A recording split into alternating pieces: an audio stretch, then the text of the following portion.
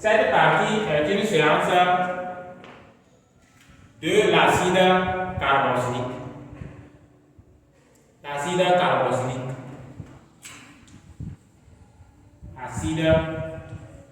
Les acides, bon, je préfère les acides carboxyliques.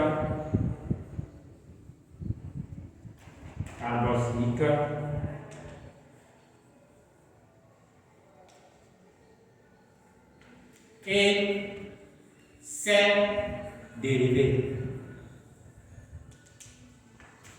Qu'est-ce qu'on va faire dans cette partie? Dans cette partie, on va jusqu'à la fin savoir comment identifier l'acide carboxylique et comment identifier les dérivés de l'acide carboxylique. C'est ça l'objectif de la séance. Premièrement, comment on identifie l'acide carboxylique dans un molécule? Pour connaître le molécule de l'acide carboxylique, il faut chercher, il suffit juste de voir si dans cette molécule il y a la forme du groupe fonctionnel de l'acide carboxylique. Si tu vois le groupe fonctionnel de l'acide carboxylique avec un hydrocarbure, c'est-à-dire se former uniquement d'atomes de carbone et d'atomes d'hydrogène. Voilà la partie essentielle et suffisante pour qu'on arrive à identifier le molécule d'acide carboxylique. Très bien. Maintenant, quels sont les dérivés de l'acide carboxylique? Nous avons, premier dérivé, nous avons le chlorure d'acide.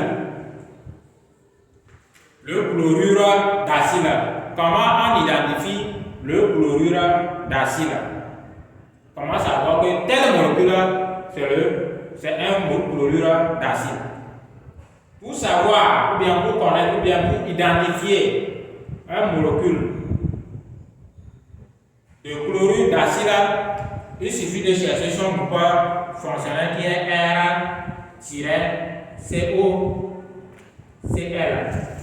Avec R toujours, c'est un hydrocarbure, c'est-à-dire c'est formé uniquement d'atomes.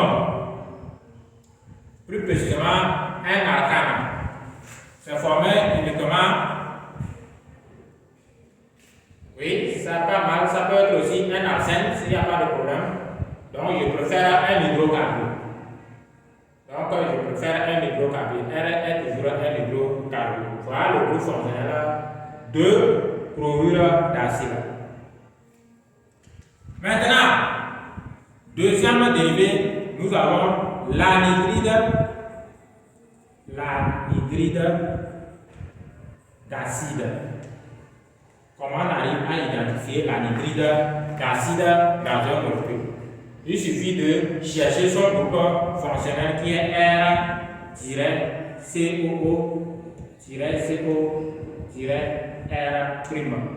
Les R sont toujours des hydrocarbures.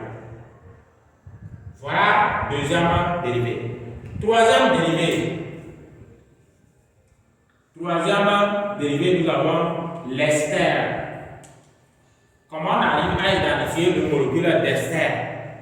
Il suffit de chercher son groupe fonctionnel R-COO-R'.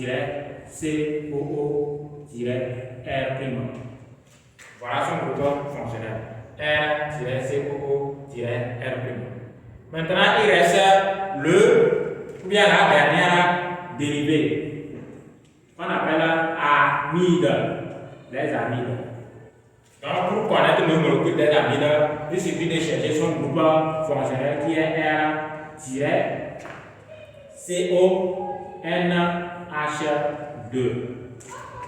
Voilà comment on arrive à identifier le molécule d'acide chlorhydrique, ou plutôt l'acide carboxylique.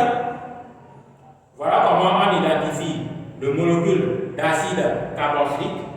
Voilà comment, à partir d'où on identifie le molécule de chlorure chlorure d'acide.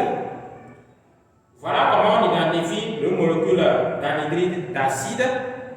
Voilà comment on identifie le molécule de l'ester et comment on arrive à identifier la troisième dérivée des acides carboxyliques, amide, son molécule à partir de son groupe fonctionnel. Je sais que ça a bien et vite passé, mais je vous encourage de reprendre ça. Dans la partie suivante, on va voir comment préparer les dérivés de l'acide carboxylique.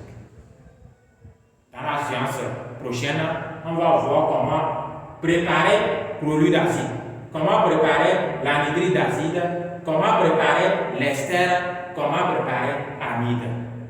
Donc, on se dit à très bientôt et à tout à l'heure.